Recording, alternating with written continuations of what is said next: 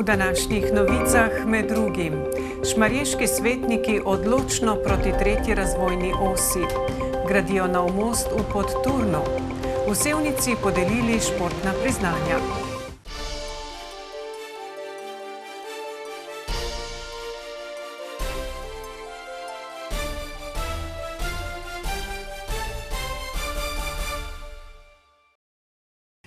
Dober večer. Že večkrat smo poročali o nevzdržnih razmerah v starem delu črnomaljske osnovne šole Loka, pa tudi o načrtih in nujnosti nadomestne gradnje 53 let starega montažnega dela šole, ki ga je pred skoraj 2 letoma dodatno poškodovala toča, tako da so morali kar nekaj učilnic zapreti, učence pa vozijo v podružnično šolo v Adlešičih. Starši so bili doslej potrpežljivi, zdaj pa jim je prekipelo. Kot pravijo, so verjeli obljubam, da bodo letos začeli z nadomestno gradnjo, ki naj bi jo po sklepu vlade financirala država iz naslova elementarnih nesreč, vendar usklajevanje projektne naloge, ki je podlaga za pripravo projektne dokumentacije, poteka prepočasi in predolgo. Imamo resnično občutek, da po tolikih pogovorih da se dejansko celoten projekt zavlačuje. Kljub temu, da je bila v Ljubljani za danes napovedana dokončna uskladitev projektne naloge, so se odločili sklicati novinarsko konferenco in javnosti predstaviti razmere v šoli in tudi svoje zahteve po takojšnji pospešitvi gradnje. Upamo pa starši, da bo mogoče ta novinarska konferenca pripomogla k temu, da pa zdaj dokončno bo. Moram pa podati dvom, glede na to, da je za vsakim sestankom popolnoma drugačen projekt, da je to zelo malo možnosti. Upam, da se motim. In starši smatramo in se bojimo, da je tudi spet to zavlačevanje s tem potrjevanjem projekta. Zahtevamo, da se čim prej začne graditi šola, kajti naši otroci si zaslužijo izobraževanje v kakovostnih prostorih, ne v nevarnih prostorih. Pogoji so za moje pojme, čisto kot laik, bom rekla, nevzdržni. Nevzdržni. Učiteljice jaz občudujem, da bom rekla, naredijo učilnice res prijazne otrokom. Učiteljice poskrbijo s svojimi dekoracijami, da izgleda učilnica prijazna otrokom, da se dobro počutijo. Vendar ne morejo skriti dotrajanih oken in vrat, razpoko meta, ki odpada in podobno. Slike več govorijo kot moje besede. Veliko pa povedo tudi besede prvošolčkov. Želimo varno šolo! Pa kaj še? Pa da se ne bo kaj poroševalo! Morda pa se bo zdaj le kaj premaknilo. Pred zaključkom redakcije smo namreč izvedeli, da je sestanek v Ljubljani končan in da je 8. verzija projektne naloge, ki bo podlaga za pripravo projektne in investicijske dokumentacije, ki je v izključni domeni občine, dokončno usklajena in potrjena. Več pa v jutrišnjih novicah. Pestro je bilo tudi v Šmarjeških Toplicah. Tamkajšnji občinski svetniki so na sinočni redni seji soglasno potrdili letne programe športa, kulture in socialnega varstva, ki so osnova za skorajšnje javne razpise, pomembne za delovanje tamkajšnjih društev. Hkrati so se, tako kot v prejšnjih sklicih občinskih svetov, ponovno odločno izrekli zoper načrtovano umestitev tretje razvojne osi na območju občine. Verjetno smo edina občina v Sloveniji, ki si tretje razvojne osi ne želi, so že ob uvodni predstavitvi kronologije umeščanja cestne povezave v prostor poudarili v občinski upravi.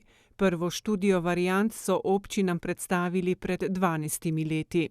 Na to študijo je občina Šmarješke Toplice odločno rekla ne, oziroma občinski svet je sprejel sklep in podal negativno mnenje k tej študiji. Tudi v prihodnjih letih so se takratni šmarješki svetniki večkrat odločno izrekli proti načrtovani umestitvi tretje razvojne osi. Nazadnje leta 2016 ob javni razgrnitvi študije variant z najustreznejšo različico po območju občine.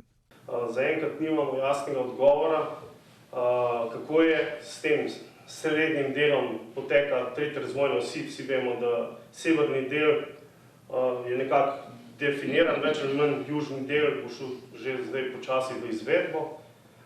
edino na srednjem delu, tu je bilo največ sporov, tako da nekako nimamo informacije. Kljub nestrinjanju svetnikov in velike večine prebivalcev država do zdaj ni pokazala posluha za njihove zahteve. Občina je zato pred 2 letoma naročila neodvisno študijo. Tako čisto na kratko povzamem, negira vse tisto, kar je so državne študije pokazali, da je tale najugodnejša od gospoda Juvanca, dokazuje ravno obratno. Mi smo zmeraj samo sklepe sprejemali, pa dopise pisali. Nekaj rekel po domače na blef. Tole, kar si rekel zdaj, da je neka raziskava neodvisna, odprta oziroma je nekdo naredil zelo dobrodošla in dobra oporna točka, da je res to, kar mi govorimo, recimo na nek način prav. Svetniki so soglasno sprejetim sklepom znova potrdili nasprotovanje 3. razvojni osi, saj njeno umeščanje ni niti prostorsko, niti tehnično utemeljeno.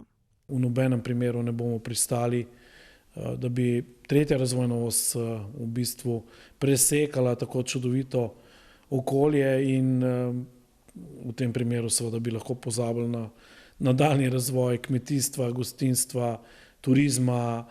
V Šmarjeških Toplicah tako ostajajo neomajni. 3. razvojne osi zagotovo na območju občine Šmarješke Toplice nikoli ne bo. Brezkompromisnemu stališču bo v prihodnje bržkone morala prisluhniti tudi država. Sejali so tudi trebanjski občinski svetniki in svetnice. Na včerajšnji seji so brez razprave potrdili prvi rebalans letošnjega proračuna.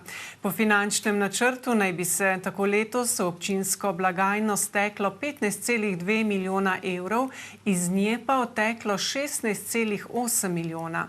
Od tega je skoraj 7,2 milijona evrov investicijskih odhodkov. Proračun za to leto je trebanjski občinski svet sprejel že maja lani. Rebalans je bil potreben zaradi novih dejstev in okoliščin v postopku izvrševanja proračuna. Gre za to, da prijavljamo projekte na 23. člen, ki moramo do konca februarja prijaviti, se pravi, da bomo prijavili na 23. člen, kjer je letos nekoliko več sredstev, pa jih ne želimo zamuditi, tako da je izključno iz tega namena ta rebalans. Gre za ureditev Mrliške vežice, sela pri Šumbrku in 3. fazo rekonstrukcije lokalne ceste Trebnje-Grmada. Povratna sredstva smo v teku rebalansa planirali za poplačilo enega izmed kreditov in pa še ena investicija, tiste, ki se lansko leto počela na državni cesti.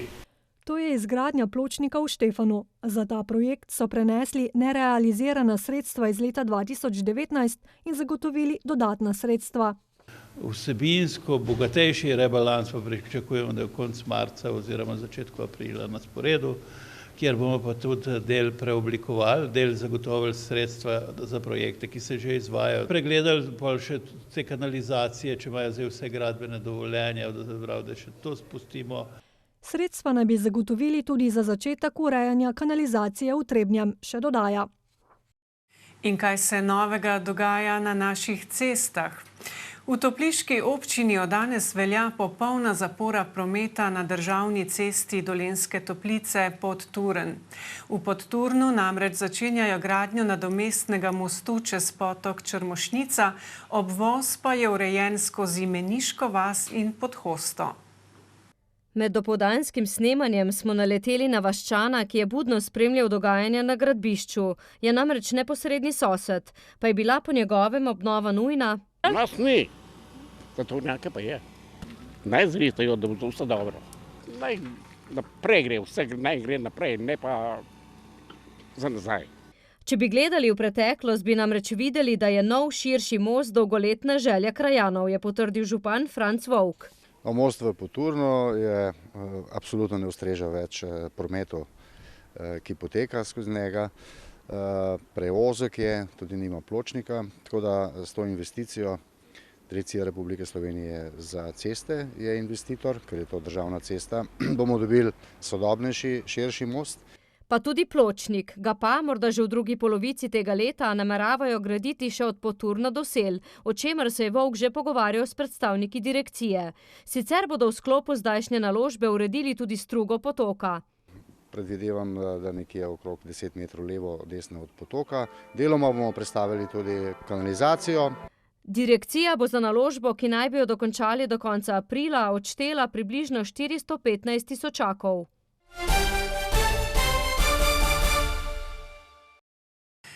Vračamo se k prostorski problematiki v izobraževalnem sistemu, tokrat je novica malce spodbudnejša. V novomeškem vrtcu 5 pripravljajo obroke za malčke v vseh 8 enotah ter v Petrovem vrtcu, vrtcu Ringaraja, pa tudi za zaposlene in zunanje uporabnike v več kot 40 let stari kuhinji. Zato ne čudi, da jim zmanjkuje prostora, kuhinja pa je zastarela tudi v smislu opreme. Zato že komaj čakajo, da bodo dobili novo. Poleg starih strojev oziroma aparatur jih v osrednji kuhinji najbolj moti prezračevalni sistem, ki ga, pravi ravnateljica Meta Potočnik, ne morejo popraviti.